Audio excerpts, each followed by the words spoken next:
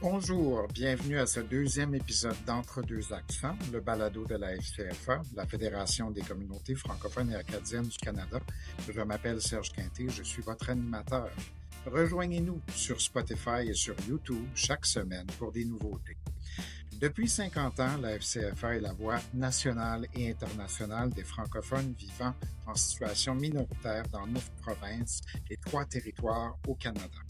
Le balado d'aujourd'hui est une occasion de retourner là où tout a commencé, en 1975.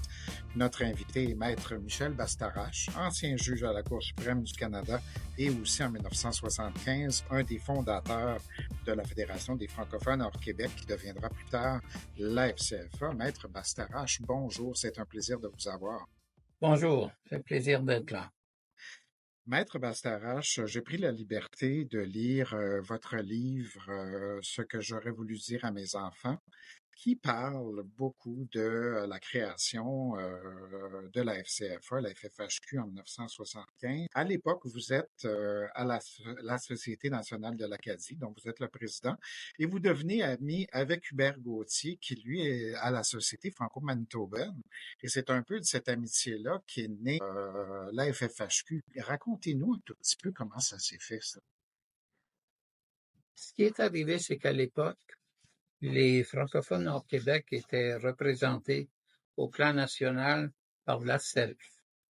Alors, la CELF, évidemment, c'était une association qui était surtout destinée à regrouper des universitaires, mais elle était pan-canadienne, ce qui veut dire très majoritairement québécoise. L'autre chose, c'est que la CELF n'était pas un organisme de revendication.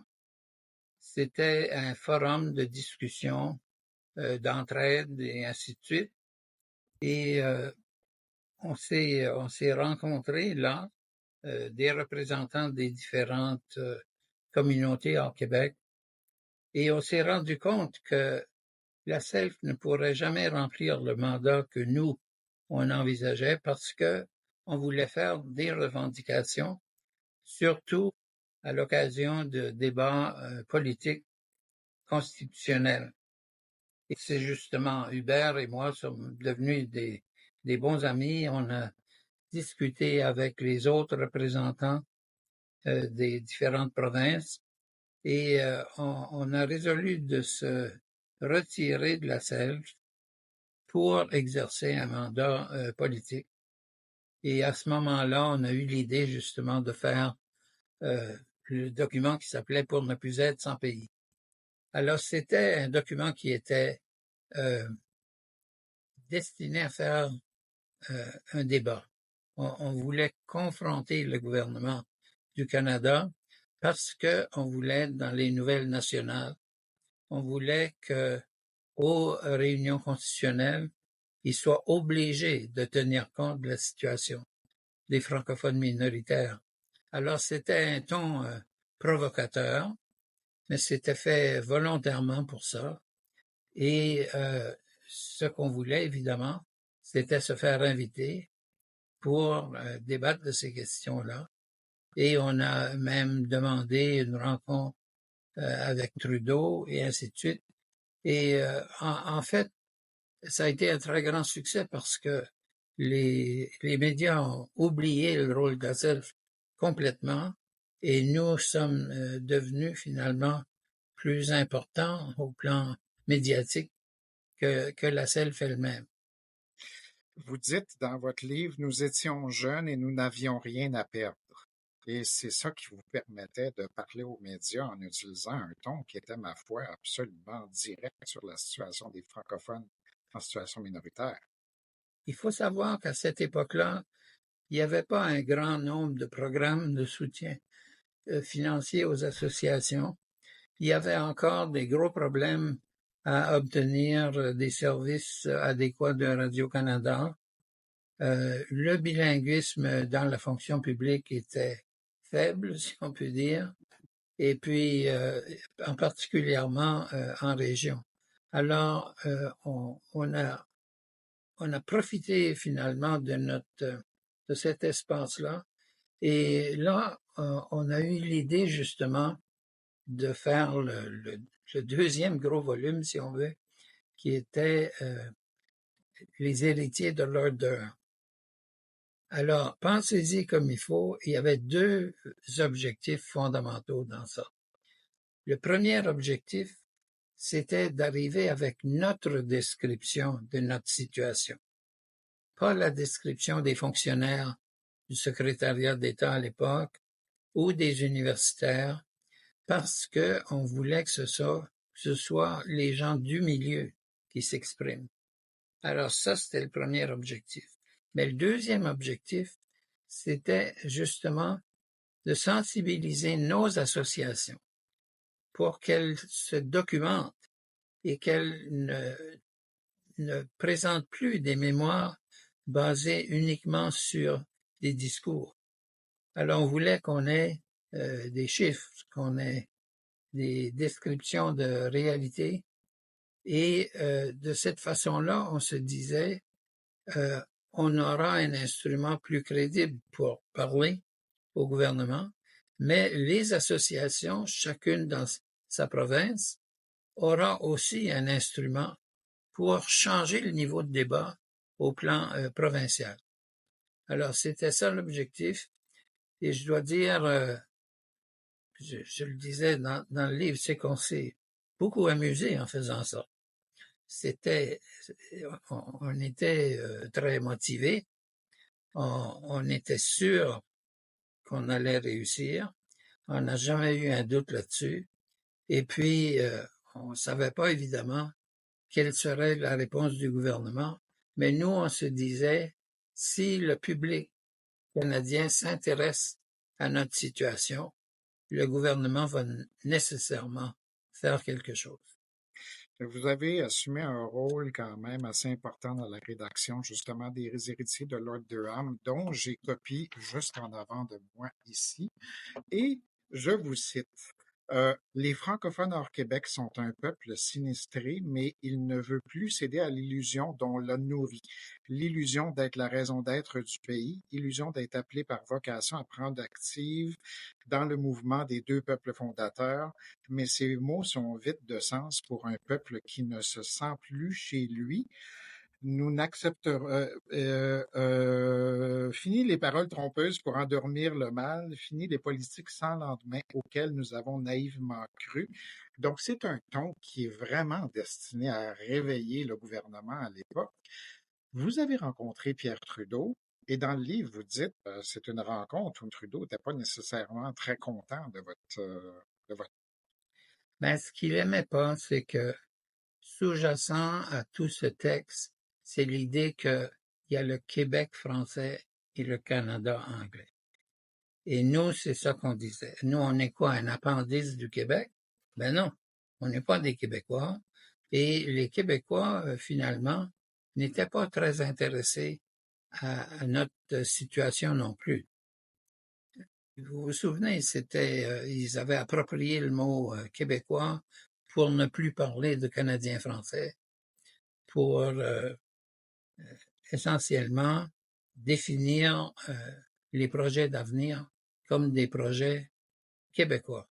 Alors nous, on se disait, bon, ben, si c'est ça la réalité, si c'est ça que le gouvernement accepte, ben nous, on va leur dire, on n'est pas des Québécois, mais on est des Canadiens, puis on est là, puis on a droit à des services. Et puis, les services, il faut qu'ils soient faits en fonction de nos besoins et non ceux des Québécois. Alors, on voulait changer le ton, mais changer aussi la dialectique. Dans le livre, vous parlez justement d'une rencontre avec René Lévesque où il vous a dit, à vous et à Hubert Gauthier, je ne peux pas être contre l'énergie que je vois devant moi.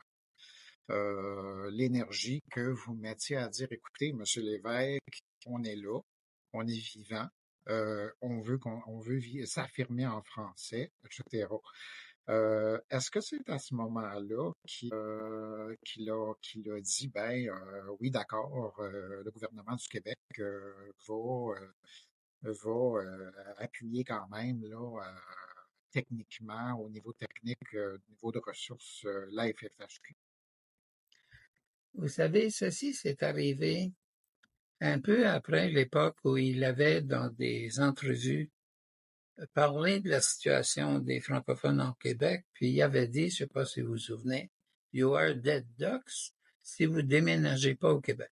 En d'autres mots, si vous croyez vraiment dans la culture et la langue française et que c'est une condition de vie pour vous, vous n'avez pas le choix. Il faut déménager au Québec. Et puis nous, c'est là qu'on a voulu les rencontrer. On leur dit, soyez réalistes. On va pas déménager 1 million de personnes au Québec en quittant nos emplois, nos familles, puis 400 ans d'histoire. Alors, ce qu'il faut, c'est justement que le Québec se rende compte que tant qu'il fait partie du Canada, il doit finalement s'intéresser à notre sort parce que l'avenir, c'est l'avenir du pays en entier. C'est pas 2 pays côte à côte. Et M. Lévesque et M. Lorrain, Camille Lorrain, vous vous souvenez, avaient écrit la Charte de la langue française. Ils étaient vraiment ouverts. On a pu discuter franchement avec eux. Ils ont compris qu'on avait des intérêts divergents, mais ils ont compris aussi qu'ils peuvent pas nous en vouloir d'essayer de défendre notre position. Alors, ça a été utile et en fait, Camille Lorrain et des gens qui travaillaient avec lui nous ont aidés à préparer des représentations concernant la loi sur les langues officielles fédérales qu'on voulait évidemment amender et les lois provinciales dans le domaine linguistique. Alors, il y avait en fait dans le Parti québécois deux mouvements. Il y avait le mouvement, nous, essentiellement, on veut se séparer des Anglais. On les veut pas chez nous. Il y en a même qui voulaient se venger de la bataille des plaines d'Abraham. Ils en étaient là. Mais il y avait les autres qui avaient plutôt un projet qui visait la construction d'un pays. Et ceux-là ne pouvaient pas nous en vouloir. Ils pouvaient simplement essayer de négocier des conditions. Alors, on s'est dit, on va aller voir Ottawa avec ça. Puis c'est là que ça a mal été. Au secrétariat d'État, ils ont eu beaucoup de difficultés à comprendre comment on pouvait faire toutes ces demandes à Ottawa, puis fraterniser avec les Québécois. Ça a pris plusieurs décennies avant que le ton change. Ben, parlant du passage des décennies, Maître Tastarache, vous avez parlé tout à l'heure de pour ne plus être sans pays. Qui était le résultat du travail du comité politique de la FFHQ que vous présidiez en 1979-80.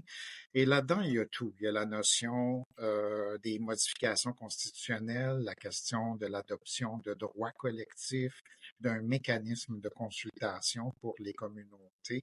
Quand vous regardez où est-ce qu'on était par rapport à ce que la FFHQ demandait en 1979-80 et où est-ce qu'on est rendu maintenant, quelle est la note que vous donnez en termes d'avancement par rapport à ces demandes-là? Moi, je crois que compte tenu de la position de faiblesse dans laquelle on se trouvait au départ, où on avait essentiellement un groupe de Québécois qui parlaient pour nous et qui demandaient pas grand-chose d'autre que la non-discrimination, en fait.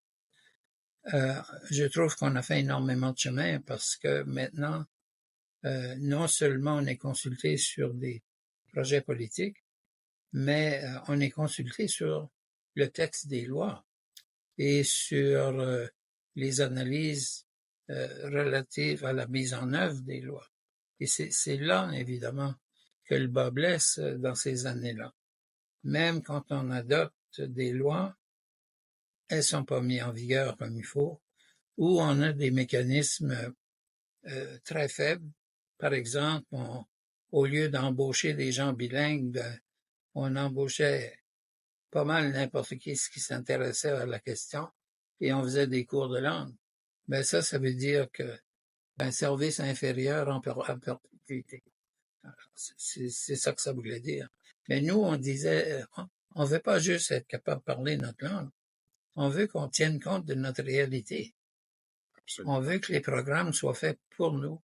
C'est pour ça qu'on disait, si vous faites un nouveau programme de développement économique, le nôtre ne peut pas être une traduction du plan des Anglais, parce que la réalité n'est pas la même pour chacune de ces collectivités. Et ça, il a fallu insister pendant des années et beaucoup le faire au niveau des politiciens et des fonctionnaires. En 1982, la présidente de la FFHQ à l'époque, Jeannine Séguin, disait « Ce n'est pas le rapatriement de la Constitution qui fera comme telle une différence pour les francophones hors Québec, mais l'application qui en sera faite par les gouvernements provinciaux et territoriaux. » 2 ans plus tard, en 1984, vos services ont été retenus pour la fameuse cause Maé en Alberta pour la gestion scolaire. Et c'était le premier de nombreux recours partout au pays pour la gestion scolaire. Est-ce que vous attendiez Oui, que ça soit si difficile que ça? c'est parce que le domaine scolaire, c'était la clé. Il fallait motiver toute la population francophone pour exprimer de façon réelle son désir de former les enfants en français et de leur faire réaliser que l'éducation, c'était aussi l'acculturation. Il fallait que les gens soient fiers de ce qu'ils sont et qu'ils ne demandent pas finalement des services en français comme finalement un passe-droit. Alors on se disait non, on a les mêmes droits que tout le monde, d'être servi dans sa langue et d'être servi de façon égale dans sa langue. Et là, évidemment, ça a dû se passer devant les tribunaux. Mais l'autre raison pour laquelle c'est si compliqué, c'est, rappelez-vous, la charte a garanti nos droits scolaires d'une certaine manière, mais il a fallu avoir des procès dans toutes les provinces et 2 des 3 territoires. Maître Bastarache, c'est un plaisir et un privilège de vous parler aujourd'hui. Merci d'avoir été à l'écoute de ce balado entre 2 accents sur les 50 ans d'histoire de la FCFA. À la prochaine fois. Merci